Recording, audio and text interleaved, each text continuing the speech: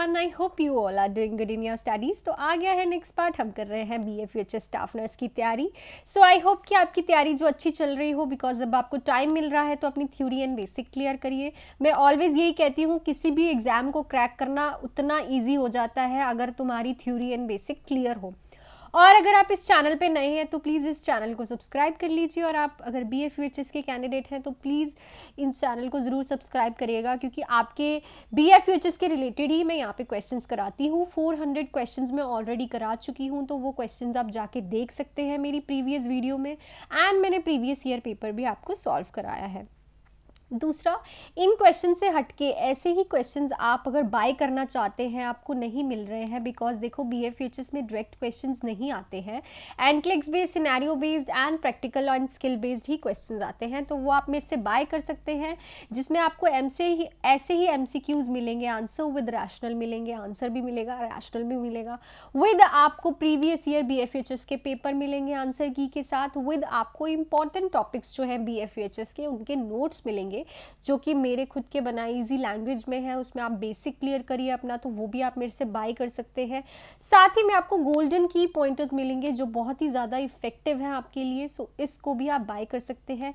ये सब चीज़ें आपको ओनली 249 रुपीज़ में मिलेंगी। सो आप ये इतना अफोर्डेबल चीज़ बाय कर सकते हैं। अगर आपको नीड है, आपको लगता है कि मेरे को पेपर अच्छे से क्लियर करना है, अपना 110% देना है, सो आप मेरे ये जो पूरा का पूरा पैकेज है बाय कर सकते हैं। कमेंट करके टेलीग्राम का लिंक मैं आपको प्रोवाइड कर दूंगी, या फिर मैं पिन भी कर दूंगी अपना, तो आप डायरेक्टली आके मेरे से बाय कर सकते हैं। और ये क्वेश्चंस भी आप यूट्यूब भी साथ के साथ फॉलो करिए, क्योंकि वो क्वेश्चंस के PDF जो बच्चे मेरे से बाय करते हैं इनको तो मिल जाते हैं, बट जिनको नहीं मतलब कि जिन्होंने अभी बाय करने हैं तो उनको भी मेरे प्रीवियस ये वाले क्वेश्चंस के भी PDF मैं दे दूंगी, जो मैं यूट्यूब पे कराती हूँ, ताकि आपको बार बार वीडियो देखनी ना पड़े, आप उस PDF को आराम से कर लीजिए। सो अपनी तैयारी को फुल ऑन रखिए, वैकेंसीज का फ़ायदा उठाइए। आफ्टर अ लॉन्ग टाइम इतनी बड़ी वैकेंसी देखने को मिलेगी। सो अपने क्वेश्चन पे चलते हैं। 400 क्वेश्चंस हमारे ऑलरेडी हो चुके हैं। सो हमारा नेक्स्ट क्वेश्चन है, compare to the food requirement of प्री स्कूलर्स and adolescent, the food requirement of school as childrens are not as great because these childrens have a lower. So देखो, कहते हैं कि जब हम फूड रिक्वायरमेंट कंपेयर करते हैं प्री स्कूलर्स की एंड एडोलसेंट्स की, ठीक है, तो जो फूड रिक्वायरमेंट होती है स्कूल एज वाले चिल्ड्रंस की, वो कम होती है as compare to school as childrens are not as great because they children have, उनकी इतनी ज़्यादा नहीं होती। क्यों नहीं होती? बिकॉज देखो, जो एडोलसेंट एज होती है वो ग्रोथ उसमें बहुत ज़्यादा होती है, ठीक है, क्योंकि बच्चा एकदम एडल्टहुड में प्यूबर्टी हिट करती है। सो उस एज में उसको बहुत ज़्यादा अच्छा फूड, न्यूट्रिशियस फूड, उसकी जो फूड रिक्वायरमेंट्स हैं वो इन्हांस होती होंगी। आप खुद पे भी देखना, जब आपको प्यूबर्टी हिट करी थी, you come in to the adolescent age, so आपको क्या हुआ होगा कि आपकी जो फूड रिक्वायरमेंट्स है वो इंक्रीज हो गई होगी, आपकी मील इनटेक इंक्रीज हो गई होगी। सो दैट्स वाई इसमें क्यों ऐसे होता है, बिकॉज ग्रोथ रेट का बहुत फर्क पड़ता है। इन स्कूल एज चिल्ड्रन में क्या होता है, ग्रोथ रेट इतना नहीं होता, ठीक है। वैसे भी वो थोड़े टेम्पर टेंट्रम्स दिखाते हैं फूड खाने में, और उनका जो फूड रिक्वायरमेंट होता है उनमें भी वो कम होता है, just because of growth rate. So जो ऑप्शन है वो ग्रोथ रेट ठीक होगा। Metabolic rate and level of activity, hormonal secretion rate is not right, ठीक है, बिकॉज हार्मोनल सिक्रीशन रेट तो स्टार्टिंग से ही चलता है, ठीक है। ग्रोथ हार्मोन तो हमारा बर्थ से ही चल रहा है, ठीक है। अगर हम कहें कि सिक्रीशन रेट इंक्रीज हो रहा है, डिक्रीज हो रहा है, नो। लेवल ऑफ एक्टिविटी भी दोनों में सेम होती है। इट्स जस्ट कि जो हमारा एडोलसेंट एज होती है उसमें जो है हमारी प्यूबर्टी हिट करती है, जिससे ग्रोथ रेट बहुत ज़्यादा इंक्रीज होता है, बॉडी बहुत अच्छे से ग्रो करती है उस एज में। सो मैं ऐसे ही MCQs आपको साथ में साथ अगर कुछ समझा रही होती हूँ, आपको कुछ नया मिलता है, तो नोटबुक लेके बैठा करिए, उसको लिख लिया, ठीक है। नेक्स्ट पे चलते हैं। तो क्वेश्चन है, the nurse is discharging a client who has been hospitalized for preterm labor. The nurse need further instructions when she says the client को और इंस्ट्रक्शन चाहिए, जब वो बोलते हैं। सो देखो, एक नर्स से डिस्चार्ज कर रही है क्लाइंट को जो कि प्री टर्म लेबर से हॉस्पिटलाइज्ड हुई थी। अब क्लाइंट ऐसा बोल देती है जिससे नर्स को पता चलता है कि उसे और ज़्यादा इंस्ट्रक्शंस चाहिए. सो वो क्या बोलती है, if I think I have a bladder infection I need to see my obstetrician. If I have contraction, I should contact my healthcare provider. Drinking water may help prevent early labor for me. If I travel on long trips, I need get out of the car every 4 hours. So देखो in preterm labor, so long trips are not necessary or is not advisable. ठीक है, कभी भी long trips जो pre term labour वाली अभी अभी hospitalised हुई है उसको कभी भी हम ये थोड़ी बोलेंगे डिस्चार्ज प्लान में कि तू लॉन्ग ट्रिप्स पे जा, और too long you can go for long trips but हर 4 घंटे बाद कार से निकलना है, no. So this is not advisable. अगर क्लाइंट ये बोलता है कि if I travel on a long trip, so this is wrong. It means उस क्लाइंट को फर्दर इंस्ट्रक्शन चाहिए. नेक्स्ट पे चलते हैं. A school teacher asked the nurse whether all the children at school need treatment after exposure to the 7-year-old children with the bacterial meningitis. The nurse responded that chemoprophylaxis should be given to. तो एक school teacher है, ask करती है nurse से कि एक बच्चा है 7 ईयर्स का, ठीक है, उसको क्या हुआ है, अभी अभी पता चला है कि उसको मेनिंजाइटिस हुआ है, बैक्टीरियल मेनिंजाइटिस. तो वो स्कूल टीचर नर्स को बोलती है कि जो बाकी बच्चे हैं उनको भी कीमोप्रोफिलैक्सिस उनको भी ट्रीटमेंट की नीड है. तो नर्स क्या कहती है कि कीमो प्रोफाइलेक्सिस किस किस को देना चाहिए. पहली बात तो कीमो प्रोफाइलेक्सिस का मीनिंग क्या है, मोस्टली बच्चों को पता नहीं होगा, अगर पता है तो गुड, अगर नहीं पता तो क्या होता है, प्रिवेंशन दी जाती है, एक सर्टेन एंटी माइक्रोबियल एजेंट से एडमिनिस्टर किया जाता है, और ये काफ़ी इम्यूनाइजेशन में भी आपके स्केड्यूल में भी कीमोप्रोफिलैक्सिस दिए जाते हैं. तो कीमोप्रोफिलैक्सिस किसको देंगे अगर बैक्टीरियल मेनिंजाइटिस हुआ है किसी चिल्ड्रन को. All the children at the school, all household contact and close contact, the entire community. household contacts only, no. so देखो जितने भी उसकी हाउसहोल्ड कॉन्टैक्ट्स हैं और उसके जो क्लोज कॉन्टैक्ट्स हैं, उसके जो क्लोज फ्रेंड्स होंगे, ठीक है, जो साथ में रहते हैं, उसका लॉन्ग टर्म से कॉन्टैक्ट है, उसके जो हाउस होल्ड है उसके साथ ज़्यादा देर रहते हैं. सो किनको कीमोप्रोफाइलेक्सिस चाहिए, only to all the household contacts and उसके क्लोज कॉन्टैक्ट्स. सारे बच्चों को भी नहीं चाहिए, इंटायर कम्युनिटी को भी नहीं चाहिए, और ओनली हाउस होल्ड कॉन्टैक्ट्स भी नहीं. नो, वो स्कूल आ रहा है, जो स्कूल में भी उसके क्लोज कॉन्टैक्ट्स होंगे उनको कीमोप्रोफाइलेक्सिस की नीड पड़ेगी. नेक्स्ट क्वेश्चन पे चलते हैं. The nurse observe that a client who has received midazolam for local anaesthesia is having shallow respiration. The nurse should not. So देखो, अगर एक नर्स ऑब्जर्व करती है क्लाइंट है मिडाजोलम ले रहा है, क्या होता है आपने देखा होगा, ओटीज़ में पढ़ा है, माइनर ओटीज़ में भी पढ़ा होता है, समटाइम एमरजेंसी ओटी में भी पढ़ा होता है. एमरजेंसी ओटी में तो देखने को मिलता ही मिलता है, वहाँ पे तो स्टिचेस का काम चलता ही रहता है. सो ये लोकल एनेस्थीसिया होता है, ठीक है. देख रही है कि किसी को हमने मिडाजोलम दिया है तो उसको अभी शैलो रेस्पिरेशन होने लगी है, तो नर्स क्या नहीं करेगी. ऑप्शन है हमारे पास, encourage the client to deep breathe, have respiratory resuscitation equipments in the room, administer oxygen as ordered and administer naloxone. So obviously nurse क्या नहीं करेगी, administer naloxone, नार्केन भी बोलते हैं जिसको, because naloxone किसका एंटीटोट है, opioid overdose का, किसका, मॉर्फिन का भी बोलते हैं naloxone opioid का ओवरडोज हो गया उस टाइम पेशेंट को नलेक्सोन देते हैं. और जो मिडाजोलम है is not an opioid, it is a local anaesthesia. So बाकी सब चीज़ें तो वो करेगी, डीप ब्रीथ के लिए कहेगी पेशेंट को, क्योंकि शैलो रेस्पिरेशन कभी कभी पेशेंट को जब हम एनेस्थीसिया देते हैं कभी कभी पेशेंट घबरा जाता है, तब भी उसकी शैलो रेस्पिरेशन हो जाती है, और उसका अगर ब्लीडिंग ज़्यादा हो रखी है, स्टिचेस के टाइम यूज़ करते हैं मोस्टली ऑपरेट के टाइम, तो इस टाइम काफ़ी एंग्जाइटी की वजह से भी हो जाता है. हाँ, अगर ज़्यादा हो रही है तो एडमिनिस्टर भी करेगी वो ऑक्सीजन, और उसको रिसस्टिकेशन इक्विपमेंट्स भी रूम में रखने पड़ेंगे.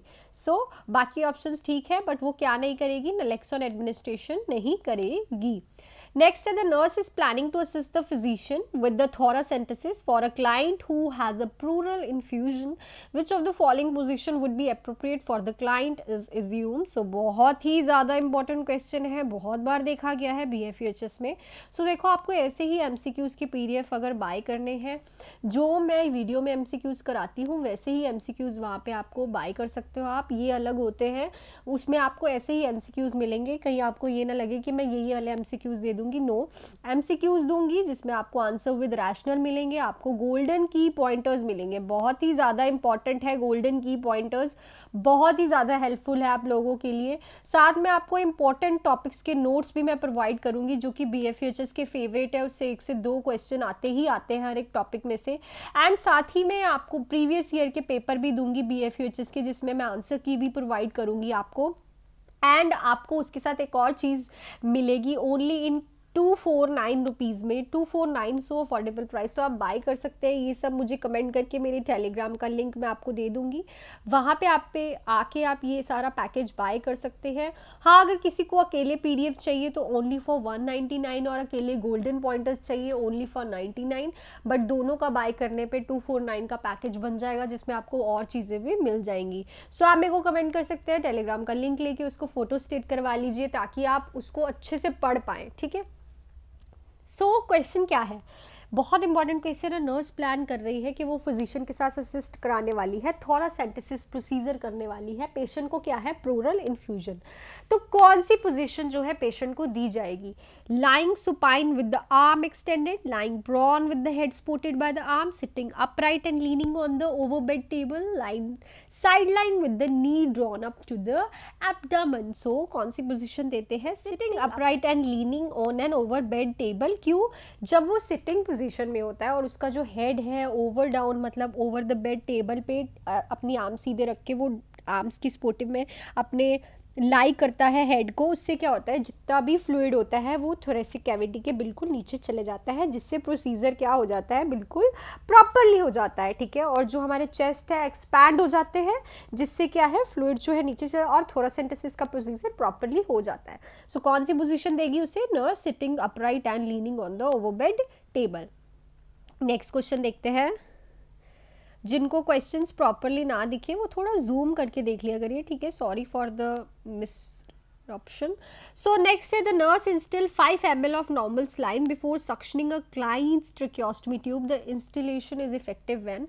So कह रहा है कि nurse है जो इंस्टिल कर रही है 5 ml of normal saline suctioning के पहले, client को क्या डली हुई है, tracheostomy tube। तो ये जो इंस्टिलेशन है इफेक्टिव क्यों होगी नॉर्मल स्लाइन डालने से? The secretions are thinned, the client cough, there is a minimal friction when the catheter is passed into the tracheostomy tube, there is a humidification for a respiratory tract. So अगर 5 ml normal saline हम patient के before suctioning instil करते हैं just because कि उसकी जो secretions हैं वो क्या हो जाए, थिंड हो जाए। क्योंकि देखो अगर बहुत ज़्यादा थिक सिक्रीशंस होंगी तो सक्शनिंग में बहुत ज़्यादा प्रॉब्लम आती है, वो सक्शन नहीं हो पाती। सो थिन जो सिक्रीशंस होती हैं वो इजीली सक्शन हो जाती है। सुनो, सक्शनिंग का टाइम पीरियड, सक्शनिंग कब की जाती है, किस मोशन में की जाती है, क्या इंस्टिल किया जाता है, कितने सेकेंड्स के लिए किया जाती है, everything is very important. Tracheostomy tube का प्रोसीजर बहुत ज़्यादा इंपॉर्टेंट, तभी मैं कह रही हूँ इंपॉर्टेंट टॉपिक्स पढ़ो BFHS के, ठीक है। हाँ, अगर आप पैकेज बाय कर रहे हो उसमें तो आपको मिल ही जाएगा। क्लोस्टमी बहुत ज़्यादा इंपॉर्टेंट है, कंफर्ट डिवाइसेस बहुत ज़्यादा इंपॉर्टेंट है, ठीक है। सो अगर आपने बाय नहीं किया है तो आप ऐसे ही पढ़ो, अगर आपने बाय किया है तो जिन्होंने बाय किया है उनको अच्छे से पढ़ना, थॉरली रीड करना, ठीक है, आपका बेसिक क्लियर हो जाएगा। Next, a client with the emphysema is receiving continuous oxygen therapy. Depressed ventilation is likely to occur unless the nurse ensure that the oxygen is administered in which of the following way. So एक client है emphysema का, क्या कर रहा है, continuous oxygen therapy ले रहा है, depressed ventilation है उसकी लाइकली अक्कर, अगर नर्स इंश्योर करती है कि अगर जो उसकी ऑक्सीजन एडमिनिस्टर कर रही है वो किस वे में होगी, cooled, humidified, at a low flow rate या फिर थ्रू नेजल कैनुला, ठीक है। सो किससे करते हैं हम, at a low flow rate. क्यों करते हैं, बिकॉज देखो मैंने आपको एम्फासीमा का पहले भी क्वेश्चन करा रखे हैं, सो उसमें मैंने आपको बताया था इसमें क्या होता है कि जब किसी पेशेंट को एम्फासीमा होता है उसका जो कार्बन डाइऑक्साइड रिटेंशन है वो बहुत ज़्यादा होती है, ठीक है, क्योंकि ऑक्सीजन रिटेंशन होने लग जाती है और कार्बन डाइऑक्साइड रिटेंशन भी उसकी वजह से ज़्यादा होने लग जाती है। दैट्स वाई कार्बन डाइऑक्साइड की जो रेंज है हाई हो जाती है, इसीलिए उसको स्लो रेट पे ही ऑक्सीजन दी जाती है ताकि और ज़्यादा जो कार्बन डाइऑक्साइड है वो रिटेन ना करे, ठीक है। अगर हम उसको ऑक्सीजन एडमिनिस्टर कर रहे हैं एट लो फ्लो रेट पे, तो डिप्रेस्ड वेंटिलेशन जो है उसकी अक्कर हो सकती है, ठीक है, नहीं अक्कर होगी, ठीक है, अगर उसको लो फ्लो रेट पे आप ऑक्सीजन दोगे। यहाँ पे लिखा है, क्वेश्चन ध्यान से पढ़ोगे तो, अनलेस द नर्स इंश्योर, अगर नर्स इंश्योर करेगी अक्कर तभी होगी, अगर नर्स इंश्योर नहीं करेगी हाई फ्लो रेट पे दे देगी, ठीक है, बट अगर लो फ्लो रेट पे देगी तो डिप्रेस्ड वेंटिलेशन अक्कर हो सकती है।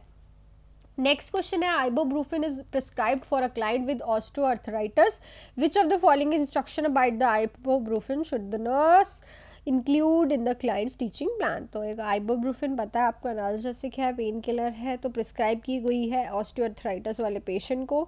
सो कौन सी इंस्ट्रक्शन आइबोब्रूफिन की जो नर्स है इंक्लूड करेगी टीचिंग प्लान में? Report the development of tinnitus, increase vitamin B12, यहाँ पे 12 आएगा, intake, take with food and antacid, have the complete CBC monitored monthly. So देखो, याद रखना, लिख लो अपने ड्रग वाले पेज पे कि जो आइबोब्रूफिन होती है ये क्या करती है, गैस्ट्रोइंटेस्टाइनल डिस्ट्रेस करती है, ठीक है, इसलिए अगर इसको हम किसके साथ लेते हैं, फूड एंड एंटासिड्स के साथ लेते हैं। अगर तुम इसको फूड और एंटासिड्स के साथ नहीं लोगे तो ये क्या करती है, गैस्ट्रोइंटेस्टाइनल डिस्ट्रेस करती है, इसलिए पेशेंट को बताना पड़ेगा कि जो आप ये आइबोब्रूफिन ले रहे हैं, जिसको हम मॉर्ट्रिन भी बोलते हैं, इसको आपने फूड और एंटासिड के साथ ही लेना है। टिनाइटस इसकी कोई कॉम्प्लिकेशन नहीं है, अगर आप लोगों ने पढ़ा है तो टिनाइटस किसकी कॉम्प्लिकेशन है, एस्पिरिन की, ठीक है। दूसरा, विटामिन B12 लेने का कोई इससे लेना देना नहीं है और CBC का भी कोई नहीं, बस इसको क्या करना है, आपने फूड एंड एंटासिड के साथ लेना है, पेशेंट को टीचिंग प्लान में ज़रूर बताना है। नेक्स्ट क्वेश्चन है, staff nurse states, I don't know why Mary is so depressed, she lives in an exclusive part of town and has gorgeous clothes, her husband seems to care about her very much, she's really has it all, what of the following should the nurse conclude from the staff member statement? So एक nurse है, बोलती है कि कोई patient होगा Mary के, वो बहुत ज़्यादा डिप्रेस्ड रहती है, ठीक है, उसके पास एक टाउन के बहुत अच्छे पार्ट में रहती है, उसके पास गॉर्जियस कपड़े हैं, उसका जो हस्बैंड है वो भी उसकी बहुत केयर करता है, देखने पे पता चलता है, उसके पास सब है। सो ऐसी कौन सी चीज़ है जो नर्स कंक्लूड करेगी स्टाफ मेंबर्स की स्टेटमेंट से? An accurate assessment of a client has been made, the staff member is jealous of the client, there is no reason for a client to be depressed, the staff member need teaching about major depression. So देखो, इसमें सबसे ज़्यादा important है, ये नहीं होता कि patient के पास सब कुछ है तो वो डिप्रेस्ड नहीं हो सकता, ठीक है।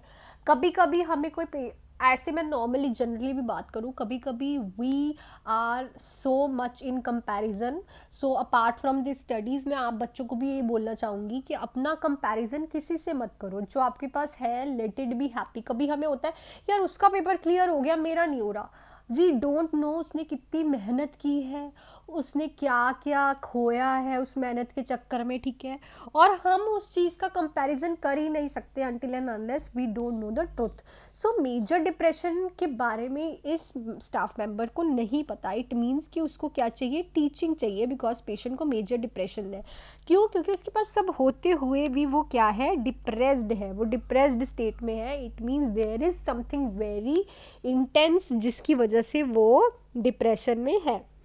आपने देखा होगा वैसे भी काफ़ी लोग ऐसे होते हैं जिनके पास सब होता है तब भी वो डिप्रेशन में रहते हैं। इट्स जस्ट योर हेल्थ, आपकी मेंटल हेल्थ कैसी है, इसीलिए कहते हैं अपनी मेंटल हेल्थ और फिजिकल हेल्थ दोनों का ही ध्यान रखो।